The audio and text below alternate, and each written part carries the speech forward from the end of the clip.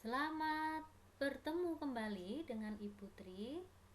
Pada kesempatan kali ini Ibu akan menjelaskan materi bab yang keempat ya, tentang pembelahan sel. Nah, di sini Ibu akan mengajak kalian untuk kembali mengingat materi tentang sel. Apa itu sel?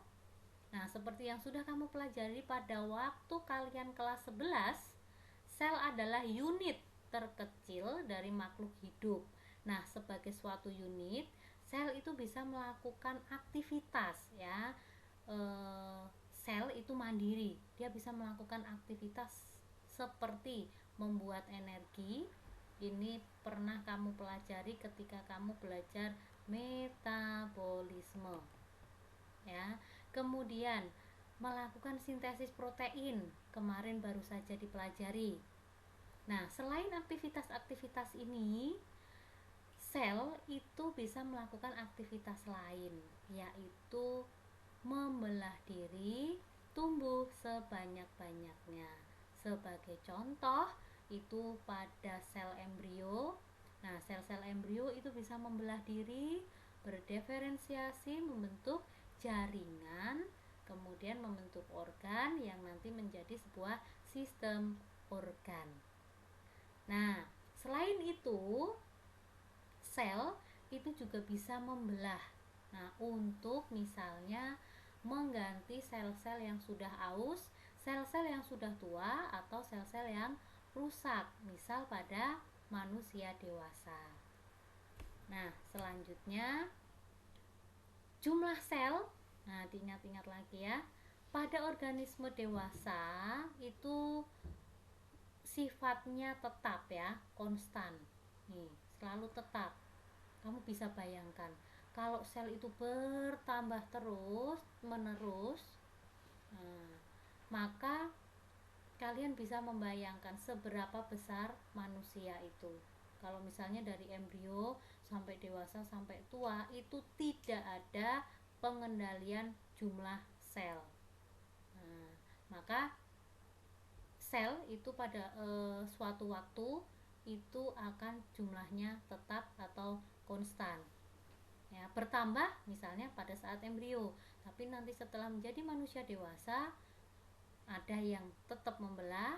Nah, pembelahan itu disertai dengan kematian sel yang sudah tua, maka nanti jumlah selnya tetap konstan atau seimbang.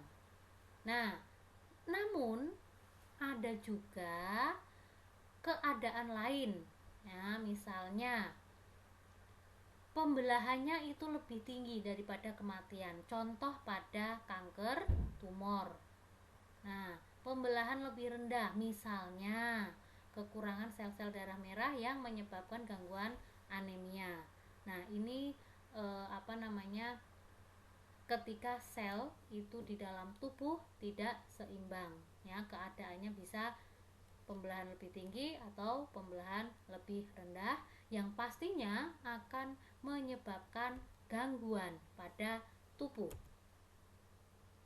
Selanjutnya, tujuan dari pembelahan sel ya. Tadi kan pembelahan sel kamu sudah tahu, oh sel itu seperti itu karakteristiknya. Nah, sekarang tujuannya ya, tujuan dari pembelahan sel itu apa? Tujuan yang pertama adalah memperbanyak sel. Tadi sudah disebutkan ya. Kemudian yang kedua adalah membentuk, oh ini salah ya, ini membentuk sel baru yang berbeda dari induknya. Nah, ini dicoret saja. Kemudian yang ketiga, membentuk sel baru yang sama dengan induk namun lebih muda ya, pada pembelahan mitosis. Kemudian yang keempat, untuk regenerasi, kalau sudah ada yang aus, sudah tua, digantikan. Dan yang terakhir, pembentukan individu baru, misalnya pada embrio ya. Oke, ini tujuan dari pembelahan sel. Baik, tadi tujuan, sekarang cara sel memperbanyak diri ya.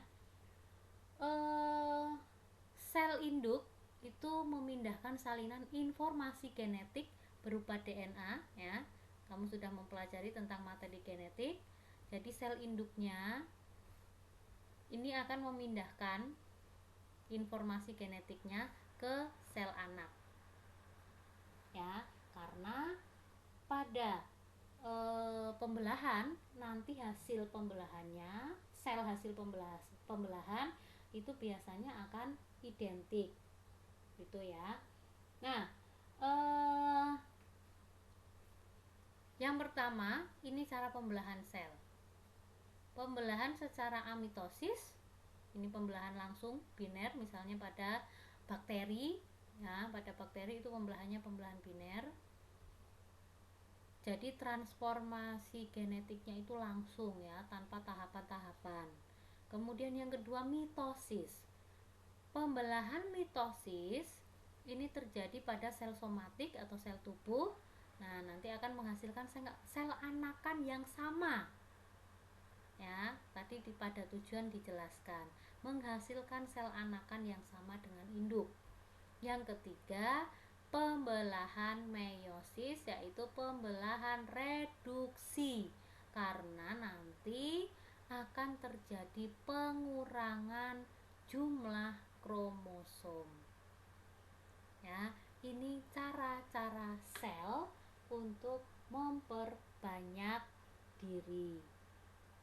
Nah, maka tadi kan sudah disinggung tentang memindahkan salinan informasi genetik ya. Jadi cara memindahkannya diingat lagi. Replikasi terjadi pada saat replikasi DNA ya. Jadi replikasi DNA itu untuk memindahkan salinan informasi genetik. Kemarin sudah dipelajari. Nah, sekarang tadi ada 3 tentang pembelahan, amitosis, mitosis, dan meiosis. Yang akan kita pelajari 2, mitosis dan meiosis. Untuk pembelahan mitosis, pembelahan mitosis tujuannya adalah memperbaiki atau mengganti jaringan tubuh yang rusak atau aus atau yang sudah tua. Misalnya, sel darah merah. Sel darah merah ketika usia tertentu harus diganti. Nah, maka akan ada pembelahan sel. Kemudian yang kedua, pertumbuhan. Bertambahnya kualitas dan kuantitas. Kamu mungkin sekarang ada yang berat badannya itu sudah 70, 50, 45 dan seterusnya. Ketika kalian lahir, berat badanmu mungkin hanya sekitar 2,5 sampai dengan 4 kg. Nah, pertumbuhan ini ya, bertambahnya kuantitas dan kualitas. Kalau kualitas kan berarti jaringannya dari mulai kalian bayi sampai dewasa, mulai bertahap, sel-sel sarafnya mulai bertambah baik, koordinasinya semakin baik dan seterusnya. Yang ketiga, membentuk jaringan ya. Sifat sel induk dan anakan sama. Nih, membentuk jaringan dengan sifat sel induk dan anakan yang sama. Ini mitosis. Kemudian ciri pembelahan mitosis berlangsung pada sel somatik atau sel tubuh ya. Sel tubuh itu seluruh selmu kecuali kalau yang laki-laki adalah sperma, kalau yang perempuan adalah ovum, itu adalah sel tubuh atau sel somatik. Menghasilkan 2 buah sel anakan yang identik. Ya, dari sel induk, sel anakan itu sama. Kemudian pembelahannya terjadi hanya sekali. Contoh misalnya begini. Ini satu sel. Sel ini akan membelah menjadi 2. Nah, masing-masing akan membelah lagi menjadi 2 dan seterusnya ya. Kemudian yang keempat, antar pembelahan diselingi fase istirahat atau interfase. Kemudian sel anakan memiliki jumlah kromosom dan sifat sama dengan induknya dan berkemampuan untuk membelah. Nah, tahapan-tahapan dari pembelahan mitosis itu bisa disingkat PEMAT ya. Pemat. Profase, metafase, anafase, dan telofase. Ini keseluruhan tahapan dari pembelahan sel. Nah, kamu bisa perhatikan ya. Sebenarnya yang disebut dengan pembelahan sel itu adalah yang di sini nih. Hanya bagian sini. Ya. Pemat tadi, profase, metafase, anafase, dan telofase. Selebihnya ini disebut sebagai fase interfase atau fase istirahat. Yang warnanya biru. Ini fase istirahat, ya. Istirahat dalam membelah, tetapi tetap di dalam sel itu akan melakukan kegiatan-kegiatan. Yang pertama misalnya nih fase G1, pertumbuhan. Ya, ini grow ya, grow. Yang pertama pertumbuhan. Kemudian ini G1 itu terjadinya kira-kira 9 jam. Kemudian tahapan selanjutnya adalah S, itu sintesis ya, pertumbuhan dan sintesis DNA. Maka di sini nanti terjadi yang namanya replikasi DNA. Kalau di sini kan misalnya persiapan enzim-enzim ya. Enzim-enzim itu mengalami persiapan untuk sintesis DNA. Nah, sintesis DNA-nya terjadi di sini. Kemudian pertumbuhan dan pembelahan. Ini terjadi sintesis protein di sini ya, pada fase pertumbuhan yang kedua atau growth 2 ya. Nih. Nah, baru nanti setelah ini persiapan fase istirahat. Di sini kan tidak, maksudnya istirahat itu hanya istirahat membelah, tetapi tetap melakukan aktivitas persiapan pembelahan ya. Nah, pembelahannya baru di sini, profase, metafase, anafase, dan telofase, diakhiri dengan sitokinesis. Gitu ya. Oke. Ibu akan jelaskan langkah-langkah pembelahan mitosis. Tapi sebelumnya silakan perhatikan dulu awal mitosis. Ya, di sini ada awal dari mitosis. Sel akan membelah. Nah, ini pada awal profase di akhir G2 ya. Tadi kan begini ya. Ini adalah bagian profase, metafase, anafase, telofase. Di sini G2, di sini sintesis, di sini G1. Nah, akhir G2 awal profase di sini. Nah, di sini ya. Bagian sini. Ini adalah awal dari pembelahan mitosis. Nah, ciri-cirinya awal pembelahan mitosis adalah selnya itu menjadi besar. Kemudian inti sel itu menjadi keruh karena kromatin, benang-benang kromosom. Nah, itu akan memendek, membentuk kromosom, menebal. Ya, menebal, membentuk kromosom dalam bentuk kromatid. Kemudian yang ketiga, sentrosom itu membelah menjadi 2 sentriol. Nah, sentriol itu kan asalnya dari sentrosom ya awalnya. Akan terlihat menjadi 2 sentriol ketika pembelahan akan terjadi. Nah, nanti sentriol itu akan, kalau pembelahan sudah mulai, nanti akan menuju ke kutub yang berlawanan. Nah, kemudian anak inti berarti nukleolus itu akan hilang, membran inti juga hilang. Maka nanti tidak ada sekat antara inti dengan sitoplasma. Aktivitas harian metabolisme terkurangi untuk reproduksi. Jadi, aktivitas misalnya metabolismenya itu berkurang karena dipakai untuk reproduksi. Ini awal dari mitosis. Kemudian akhir dari mitosis itu terjadi pada akhir telofase awal interfase ya. Sini akhir telofase awal interfase. Jadi tadi seperti ini gambarannya. Ini telofase, ini profase, ini kan interfase ya, yang termasuk G1, S dan G2.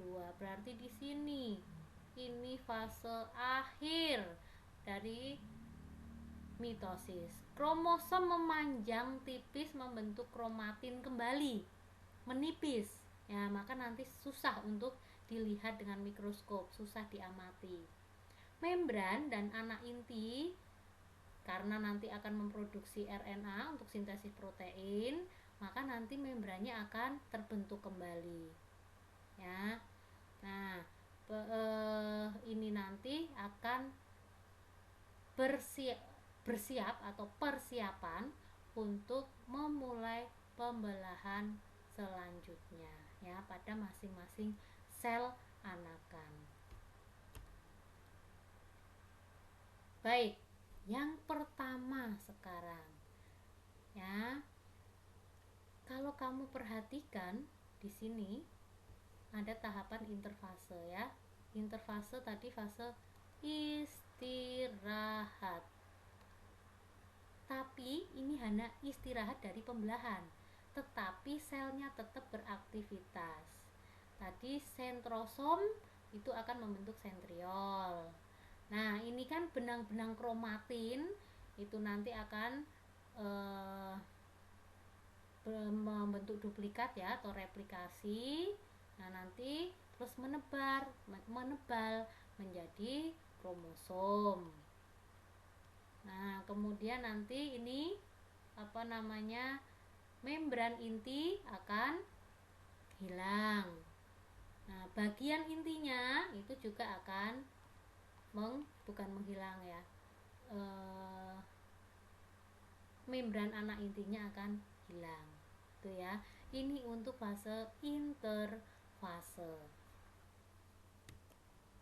Baik, selanjutnya adalah fase profase ya.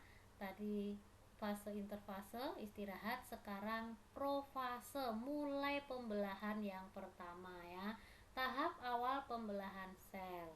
Ini bisa secara mitosis meiosis sama ya. Nah, di sini kromatin itu akan memendek, menebal, membentuk kromosom. Ya, membentuk kromosom. Tadi kan pada interfase benang-benang, kemudian pada profase akan menebal, membentuk kromosom. Kromosom ini mengganda ya, membentuk kromatid. Kemudian membran nukleusnya mulai menghilang nih, anak intinya juga mulai menghilang. Nah, sentriol ini nanti kan ada 2 pasang sentriol dari sentrosom tadi, dia akan mulai berjalan ke kutub yang berlawanan, yang memisah. Kemudian benang-benang spindle, kamu bisa perhatikan ini benang-benang spindlenya. Nah, ini mulai keluar, memanjang, kemudian mengatur diri. Nah, nih kamu perhatikan, dia akan mengatur diri supaya nanti masing-masing itu bisa berikatan dengan kromatid ya. Ini tadi kan kromosom kan kamu pada saat belajar tentang materi genetik sudah dijelaskan kromosom bentuknya seperti apa. Nah, ini bagian benang spindle itu akan menempel pada kinetokor dari kromatidnya ya. Kemudian nanti kromatid itu akan teratur menuju ke bidang ekuator tuh ya. Nih untuk fase profase dan prometafase ini menjadi satu fase yang sama. Nah, yang kedua tadi kan sudah profase, karena kinetokor ini diikat oleh benang spindle dari sentromer, maka nanti akan mengatur kromosom itu berada di bidang ekuator ya, garis khayal pembelahan, berada di tengah-tengah. Nah, kalau sudah semua berada di tengah-tengah, berarti sudah dipastikan ini adalah tahapan metafase. Ya, tahapan metafase. Kemudian selanjutnya adalah anafase. Nah, anafase ini ditandai dengan berpisahnya kedua kromatid. Ini pisah nih kromatidnya. Tadi kan sepasang ya, berpisah menuju ke kutub berlawanan masing-masingnya. Nah, kemudian nanti sel itu mulai memanjang di sini. Awalnya bulat, ini nanti mulai memanjang, lonjong gitu ya selnya. Karena adanya tarikan dari benang spindlenya. Tuh, kemudian nanti membran selnya itu mulai melekuk. Nah, ini telofase. Untuk fase telofase itu ditandai dengan kromosom yang tadi memisah pada tahap anafase itu sampai ke masing-masing kutub. Sampai ke masing-masing kutub. Nah, setelah sampai ke masing-masing kutub berlawanan, kemudian nanti ada sekat. Ya. Nih. Ada sekat yang memisah. Nah, masing-masing nanti memiliki calon inti di sini. Nih. Kromatid-kromatidnya nanti akan berkumpul, kemudian nanti akan memanjang menjadi benang-benang kromatin kembali. Nah, menipis kromosomnya menjadi benang-benang kromatin dan akhirnya tidak terlihat. Yang terlihat adalah nanti menjadi inti karena membran inti itu akan terbentuk di sini. Ditutup oleh membran inti. Nah, kemudian setelah ini selesai, nanti akan memisah antara kutub yang ini dengan yang kedua ini memisah, maka terbentuklah dua sel dari satu sel yang tadi.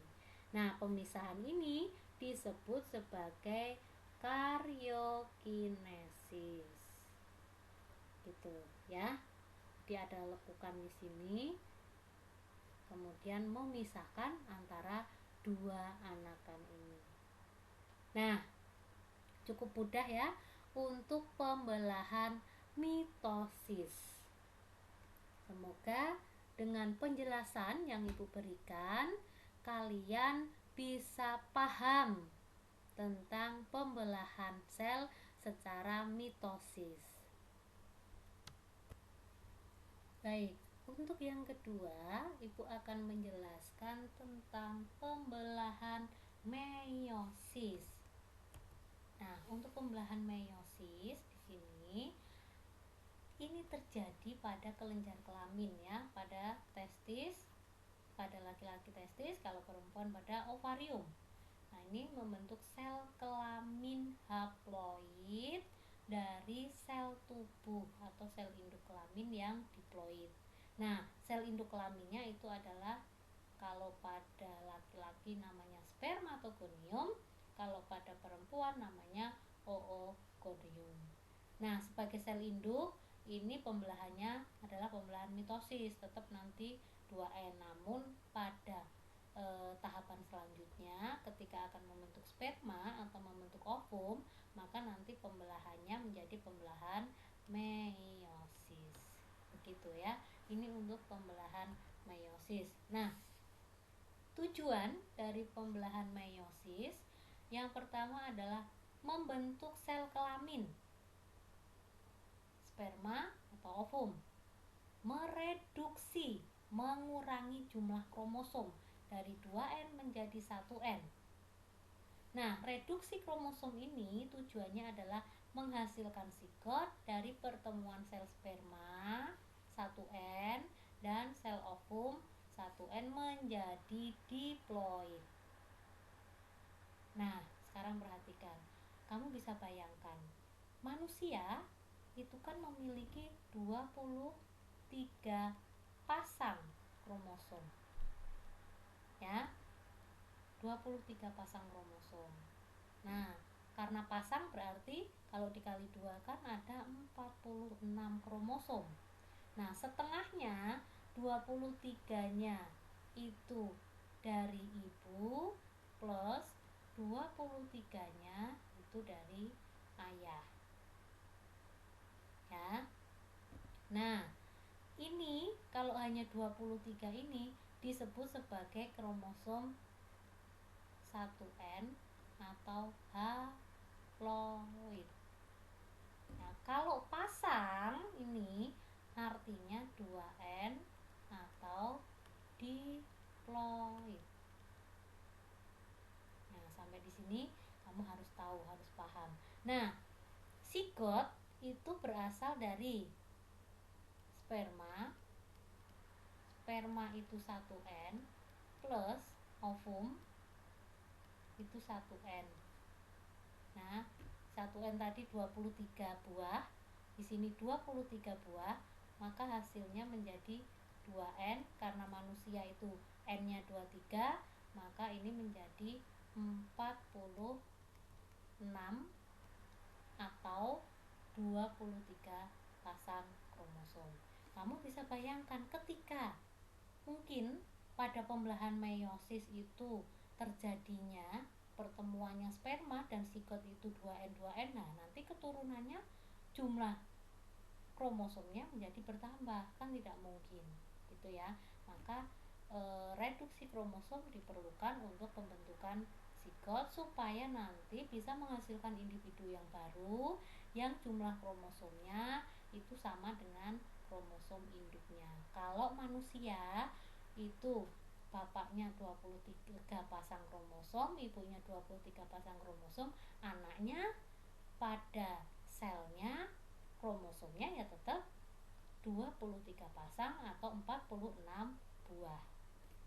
Oke, Ibu kira bisa dipahami ya. Nah, sekarang langkah-langkah pembelahan meiosis. Untuk langkah-langkah pembelahan meiosis, kamu bisa perhatikan ya. Ada profase. Nah, profase pertama, kemudian metafase pertama, anafase pertama, nanti dilanjutkan telofase, baru profase kedua, metafase kedua, anafase kedua, dan telofase yang kedua. Nah, kita perhatikan dulu. Yang pertama untuk profase yang pertama, ya. Diingat lagi ya, ininya masih sama, bagan pembelahannya masih sama, ya. Ini meiosis. Meiosis tadi berarti mulai dari meiosis 1 dan meiosis 2, ya. Meiosis 1 berarti ada profase 1, metafase 1, anafase 1, telofase 1. Meiosis 2 juga sama. Profase 2, metafase 2, anafase 2, dan telofase 2. Nah, di sini G1, S, ini G2. Nah, ini disebut sebagai fase istirahat atau interfase mempersiapkan pembelahan. Ini masih sama, hanya di sini fase pembelahannya itu kalau meiosis dijabarkan menjadi meiosis pertama dan meiosis yang kedua. Nah, ini diawali dengan interfase, tetap sama, tahapannya sama ya. Interfase yang ini yaitu persiapan enzim-enzim pembelahan, kemudian sintesis, terjadi replikasi DNA, kemudian sintesis protein, dan seterusnya. Ini sama. Baru nanti tahap ke pembelahan diawali dengan profase yang pertama. Profase yang pertama ini penting, maka ini Ibu jelaskan langkah-langkahnya. Profase yang pertama itu bisa disingkat si, pa, di, supaya kamu bisa menghafalkan. Leptoten, si, sigoten, pa, pakiten, di, ploten, dan diakinesis. Di sini pada fase leptoten kromatin menebal, ya, menebal, kemudian memendek dan membentuk kromosom. Kemudian sigoten, ada kromosom homolog saling berdekatan, berpasangan, membentuk sinapsis atau bivalen. Nah, kemudian ada pakiten, penggandaan kromosom, diploten, nah terjadi kiasma, nanti bisa membentuk crossing over, dan diakinesis, itu muncul benang spindle dari sentriol. Nah, nukleus dan membran nukleus akan menghilang, kemudian tetradnya menuju ke bidang ekuator pembelahan. Nah, supaya kamu lebih memahami, untuk profase yang pertama, lesipadidi ini, nah, ibu akan menjelaskan dulu tentang apa itu kromosom, apa itu kromatid. Ya, silahkan diperhatikan dulu. Nah, baik, silahkan diperhatikan. Dari tadi ibu mengatakan ada kromatin, ya. Kalau kromatin kromosom kemarin ketika belajar materi genetik sudah pernah disinggung, sudah pernah dijelaskan bentuknya. Nah, supaya kamu tidak bingung, ibu akan menjelaskan kembali perbedaan antara kromatin, kromosom, dan kromatid. Ya, silakan perhatikan. Kalau tadi ada misalnya sel, ini intinya. Nah, di sini kan ada benang-benang nggak beraturan, ya. Nah, benang-benang ini, benang-benang panjang ini disebut sebagai kromatin. Kromatin itu biasanya tidak terlihat. Nah, karena tipis, kromosom yang menipis disebut kromatin. Kemudian apabila akan terjadi pembelahan, maka kromatin itu akan menebal, menembek, memendek, kemudian di sini di tengahnya ini ada sentrosom. Nah, ya, tidak harus di tengah, ya. Kemarin harus diingat kembali bentuk-bentuk kromosom, bisa di ujung, bisa di tengah. Nah, kromosom ini kalau kamu perhatikan, ini adalah kromatin yang memendek. Pada manusia, kromosom yang memendek ini itu kan ada sepasang, ya. Bentar, Ibu kasih warna yang berbeda. Oke, ini aja nggak apa-apa. Satu itu dari kromosom ayah, satunya dari kromosom ibunya. Bentar, ini sudah bisa warnanya? Oh, belum. Sebentar, ya, tunggu. Pen.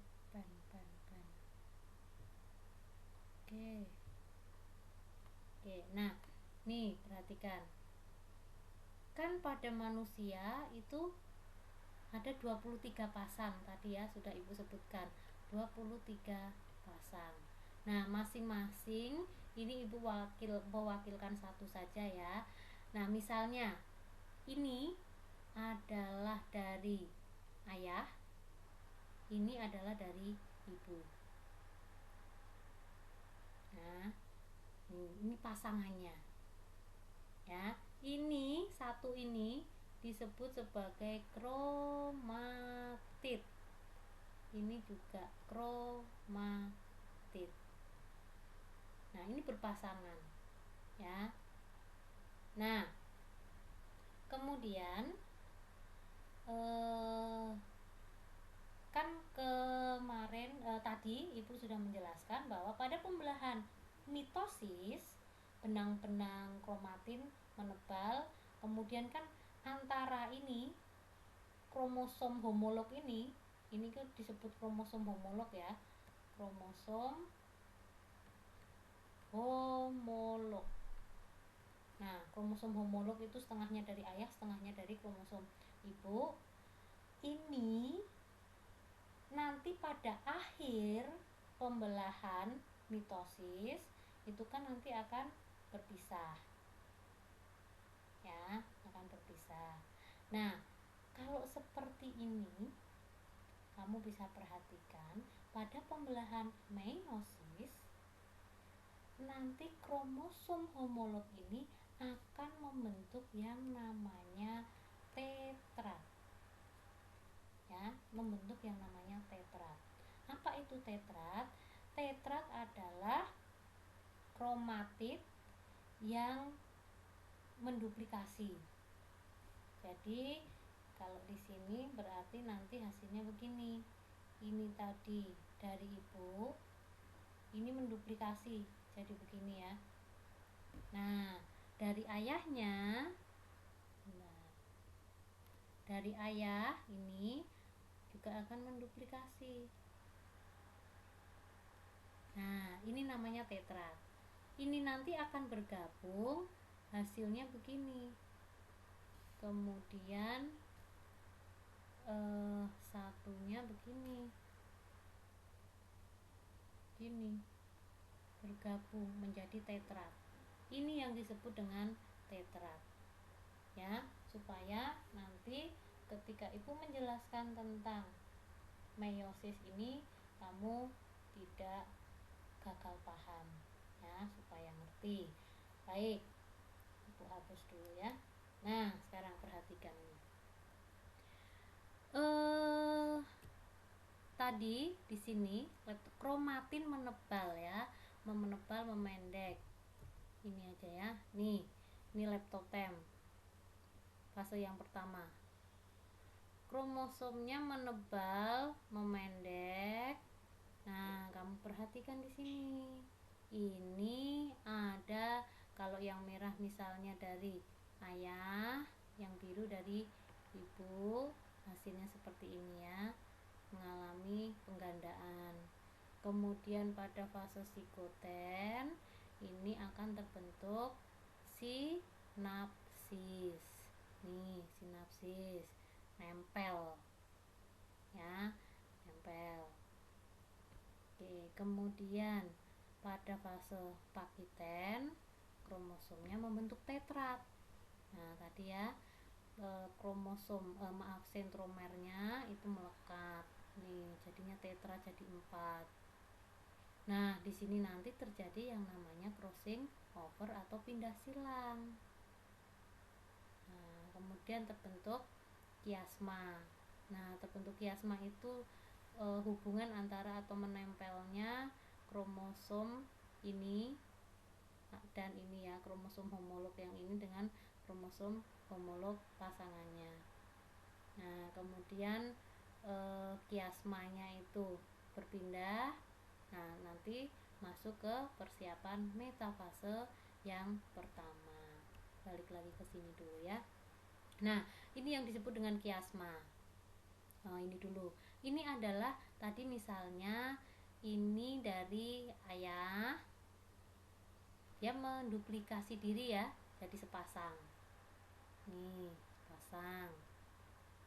Ini dari ibu, menduplikasi juga menjadi sepasang. Masing-masing nanti dihubungkan menjadi tetrat. Itu ya. Nah, sepasang itu disebut sebagai sister kromatid.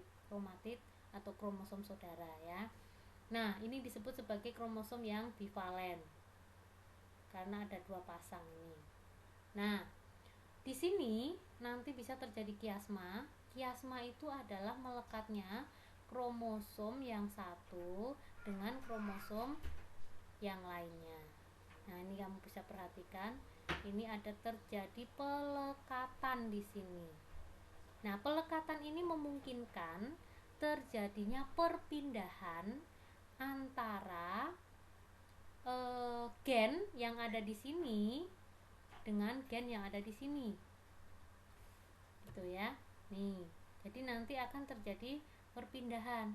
Misalnya, oh ini dari ibu ini dari bapaknya, ternyata ketika terjadi crossing over dari sini bisa pindah ke sini. yang sini pindah ke sini, ini pindah ke sana, ini pindah ke sini. Ini disebut sebagai crossing over. Maka ini nanti yang akan membentuk setiap individu itu tidak akan pernah ada yang sama, meskipun dari ayah dan ibu yang sama.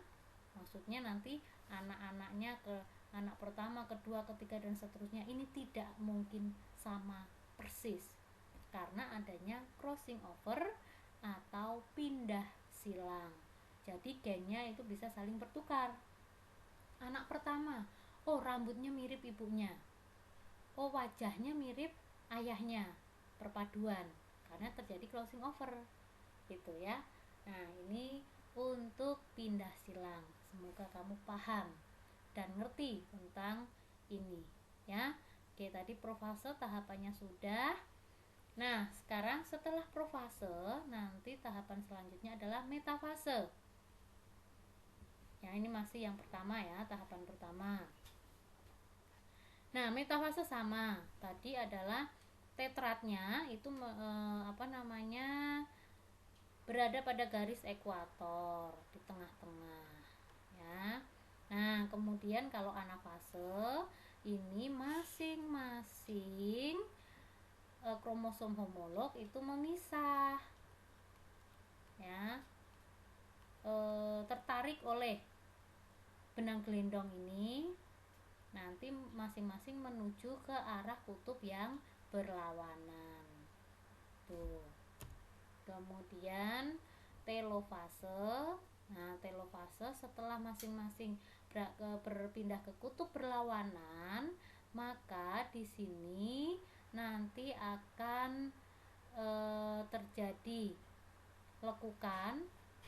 Nah, lekukan, kemudian lekukannya ini nanti kan akan memisahkan antara bagian kutub yang satu dengan kutub yang lainnya ya. Kutub pertama dan kutub kedua nanti berpisah.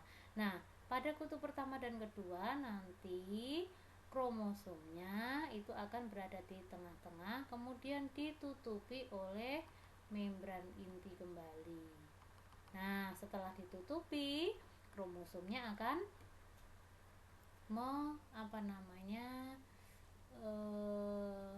menipis. Jadi nanti akan menjadi benang-benang gelendong kembali.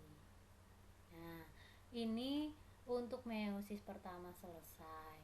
Kemudian selanjutnya adalah meiosis yang kedua. Ya, meiosis yang kedua silahkan diperhatikan. Tahapannya sama, profase, metafase, anafase, telofase. Untuk profase yang kedua sebenarnya sama ya. Jadi nanti intinya itu membran inti akan hilang, inti sel hilang, kemudian kromosomnya itu terlihat nih. Nah, kemudian metafase itu kromosom itu akan berada pada bidang ekuator. Nah, ini masing-masing gini ya, berada pada bidang ekuator. Nah, kemudian nanti anafase itu sister kromotipnya akan memisah. Nah, disinilah yang disebut terjadi reduksi kromosom ya. Yang awalnya kromosomnya itu 46 sepasang menjadi hanya setengahnya saja.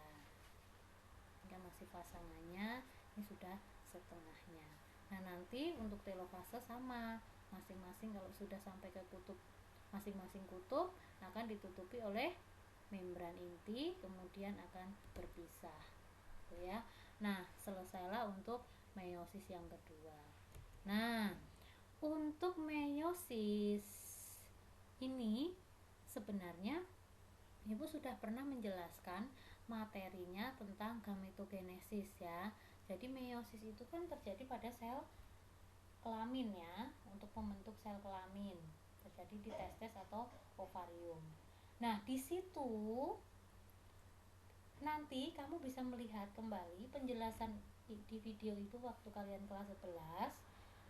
Silahkan kamu lihat kembali penjelasan tentang terjadinya gametogenesis ya, baik itu oogenesis maupun spermatogenesis, supaya kamu lebih paham tentang pembelahan meiosis yang ibu jelaskan ini ya. Nah, silahkan nanti kalian lihat pada pembelahan meiosis yang pada gametogenesis yang sudah pernah ibu jelaskan gitu ya. Oke, ini gambarannya. Ini gambaran spermatogenesis dan oogenesisnya. Ya, kalau spermatogenesis menghasilkan sperma. Satu sel menghasilkan 4 sel anakan yang fertil motil. Spermanya bisa semuanya bisa fertil, bisa motil, hidup ya, fertil subur.